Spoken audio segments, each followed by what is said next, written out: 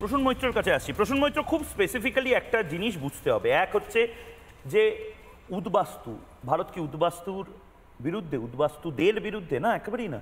1947 কেন, তার আগে থেকে অখণ্ড ভারতবর্ষ যখন যে যেখান থেকে এসেছে তারা এখানেই ঠাঁই পেয়েছে। 1947 হোক, 48 হোক, 71 হোক, 62 হোক। আমি নিজে এক উদ্বাস্তু পরিবারের সন্তান, অনেকেই আমার মতন রয়েছেন যারা বাঙাল যাদের বলা হয় বা ওপার বাংলা থেকে যাদেরকে আসতে হয়েছে। কিন্তু তারা এবং রোহিঙ্গারা এক নয়।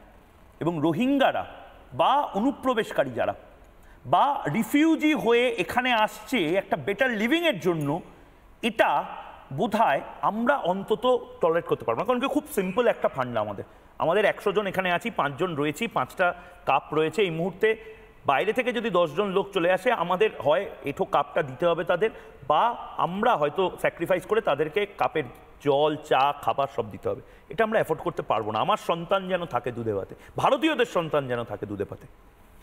প্রসূনদা, ঠিক। আমি একটু পিছিয়ে যাচ্ছি। 1893 সালে বিবেকানন্দ যখন চিকাগোয় বক্তৃতা দিচ্ছিলেন, তখন তিনি অনেক কথা বলেছিলেন যে আমি সেই ধর্মের বলে গর্ববোধ করি যে ধর্ম সারা বিশ্বকে আপন করেছে। এবং সেখানে একটা কথা বলেছিলেন, ইহুদিরা যখন সারা বিশ্ব থেকে বিভিন্ন জায়গা থেকে বিতাড়িত হচ্ছে, ভারতবর্ষই একমাত্র দেশ যে তাদের আপন করে নিয়েছিল এবং তাদের আশ্রয় দিয়েছিল। যার জন্য ইসরায়েলের সঙ্গে আমাদের সম্পর্ক এখনও সেই পর্যায়ে আছে, সারা বিশ্ব যখন অত্যাচার করেছে আমরা তাদের আশ্রয় দিয়েছি। তো ভারতের এটাই পরম্পরা। কিন্তু প্রশ্ন হচ্ছে আশ্রিত, মাইগ্র্যান্ট, রিফিউজি অ্যান্ড ইনফিল্ট্রেটার, এগুলোর মধ্যে তফাৎ রয়েছে। রিফিউজি, মাইগ্র্যান্ট যারা আমাদের কাছে আশ্রয় চাইছে, অত্যাচারিত হচ্ছে নিজ ভূমে, যারা নিজেদের অস্তিত্ব বিপন্ন হচ্ছে বলে আমাদের কাছে আসছে, তারা মাইগ্রেন্ট, রিফিউজি। যেটা আমরা সিএএ রুলে দেখেছি যে প্রতিবেশী দেশে ধর্মীয় পরিচয়ের কারণে অত্যাচারিত ব্যক্তিরা ভারতবর্ষে নাগরিকত্ব পাবেন। তাদের নিয়ে তো সমস্যা নেই, মানে তাসলিমা নাসরিনকে নিয়েও সমস্যা নেই। আসছি আমি। তাসলিমা নাসরিন দীর্ঘদিন ধরে আছে। অনুপ্রবেশকারী কাদেরকে বলা হয়? যাদের অন্য আশ্রয় ছাড়াও অন্য প্রোপাগান্ডা রয়েছে। যেমন হিজরাত বলে একটা টার্ম, আমরা কজন পরিচিত আছে আমরা জানি না।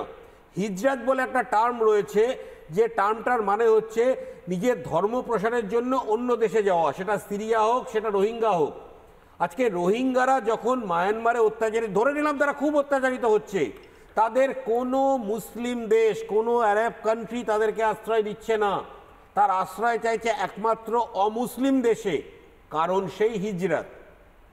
সিরিয়া থেকে লোক বেরিয়ে কিন্তু সৌদি আরবে যায় না, গাজা থেকে উদ্বাস্তুরা কিন্তু ইরাকে যায় না, ইরানে যায় না, কুয়েতে যায় না, তারা যায় ইউরোপিয়ান কান্ট্রিজে, আমেরিকাতে, অস্ট্রেলিয়াতে। কারণ দ্যাট ইজ হিজরাত। এটা নির্দেশ, ধর্মীয় নির্দেশ তাদের সেই ধর্মীয় নির্দেশ অনুসারে নিজের ধর্মীয় প্রসারের জন্য তারা অমুসলিম যে জায়গা রয়েছে, দারুল হারব রয়েছে, সেটাকে দারুল ইসলাম করার একটা প্রক্রিয়া।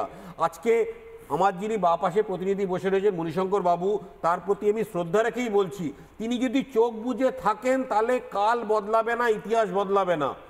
আপনি রাজনৈতিক কারণে যে কোনো স্ট্যান্ড নিতে পারেন, কিন্তু এটার প্রশ্ন, এটার দায়িত্ব সরকারের থাকে, প্রশাসনের থাকে। সেখানে যদি আমরা তু ম্যা করে ব্লেম গেম করি, আপনার ভবিষ্যৎ প্রজন্মকে এটার জন্য ভোগ করতে হবে। তখন আপনি মমতা মোদী বলে আপনি রক্ষা পাবেন না। সেখানে আপনার ভবিষ্যৎ প্রজন্ম যখন আপনার ভবিষ্যৎ প্রজন্ম যখন হবে, কিন্তু আপনার ভবিষ্যৎ প্রজন্ম যেটা বললে আগামীকাল মোদী বা মমতা কেউ থাকবে না। থাকবে না, কেউ অমর নয়, কেউ থাকবে না। তৃণমূল বিজেপির বাইরেও আপনার পরিচয় আছে, আপনার পরিচয় নাগরিক হিসেবে, আপনার পরিচয় রয়েছে, দেশের নাগরিক হিসেবে পরিচয় রয়েছে, রয়েছে। তো আপনি কি চাইবেন? কিন্তু আপনার পরিবার এমন লোকের কাছে থাকুক যেখানে ঈশা জাহানের মতো লোক ভরে রয়েছে? আপনি এমন জায়গায় থাকবেন যেখানে আহমেদ হাসান ইমরান, যে সিনিয়র মেম্বার সেক্রেটারি ছিল, যার মেম্বারশিপ নিয়ে প্রশ্ন উঠছে, যার নাগরিকত্ব নিয়ে প্রশ্ন উঠছে, সেই আহমেদ হাসান ইমরানের কাছে নিরাপদ? এই প্রশ্নগুলো মণিশঙ্কর বাবু নিজেকে করুন, যে আহমেদ হাসান ইমরান যাকে মমতা ব্যানার্জি রাজ্যসভার সাংসদ করেছে, আহমেদ হাসান ইমরান কে? এক এক করে শান্ত আমাকে একটা কথা, মণিশঙ্কর দা বলুন, আপনি রোহিঙ্গাদের পক্ষে না বিপক্ষে? রোহিঙ্গাদের পক্ষে না বিপক্ষে? একদমই বিপক্ষে। রোহিঙ্গাদের বের করতে হবে, এই দাবি কেন উঠবে না? আমি বলছি রোহিঙ্গাদের পক্ষে, আমি এটা কে বলেছে পশ্চিমবঙ্গ আজ পর্যন্ত? বিপক্ষে তো, তাহলে না, কে রোহিঙ্গাদেরকে বের বলেছে? করতে হবে। এই প্রশ্নগুলো আসছে রোহিঙ্গা কেন? অনুপ্রবেশকারী যারা রয়েছেন, কেন্দ্রীয় সরকারকে আরে ভাই, বলুন যে কেন্দ্রীয় আসুন সরকার একসঙ্গে কেন রোহিঙ্গা খুঁজে বার পাচ্ছে না? করুন। এই নিয়ে আলোচনা হওয়া উচিত। আমি বলে যে দিচ্ছি, কেন্দ্রীয় সরকার এত আপনাদের বড় বহু বড় নেতা কথা রোহিঙ্গা বলে বসে। তারা অনুপ্রবেশ অনেক ঠেকাতে নেতা পারছে রোহিঙ্গা না। বসে। আপনাকে উদাহরণ এই দিয়ে নিয়ে বলছি, তর্ক হওয়া উচিত। মণিশঙ্কর বাবু আপনাকে উদাহরণ দিয়ে বলছি, 22/2/2018 রোহিঙ্গাদের জন্য একটা রোহিঙ্গা বাঁচাও কমিটির সভা হয়েছিল, যেখানে উপস্থিত ছিল শওকত মোল্লা, বিধায়ক ক্যানিং পূর্ব, নির্মাল্য মণ্ডল বারুইপুর পূর্বের বিধায়ক, শ্যামল মণ্ডল ক্যানিং পশ্চিমের বিধায়ক। এরা কারা? কি দাদা, এদের পরিচয়? আপনার বাড়িতে যদি একটা কুকুর এসে না এরা দেখবে, কারা? জল তেষ্টা এদের কি করছে না, পরিচয়? আপনি এদের দেখতে কি চাইবেন পরিচয়? আচ্ছা কুকুরটা আচ্ছা, কোথা থেকে এসেছে? নীলাভ অনেকক্ষণ ধরে বসে বর্ডারটা রয়েছে। পেরোলো কি করে? হয়ে গেছে, বুঝেছি, আমি বুঝেছি, বর্ডারটা পেরোলো কি করে? বুঝেছি, ঠিক কথা, বর্ডার পেরোলো কি করে। নানা ধরনের কন্টেন্ট দেখার জন্য লাইক করুন, শেয়ার করুন আমাদের ফেসবুক পেজ, সাবস্ক্রাইব করুন আমাদের ইউটিউব চ্যানেল। পাশাপাশি অন্যান্য ব্রেকিং নিউজের জন্য অবশ্যই চোখ রাখুন রিপাবলিক বাংলায়।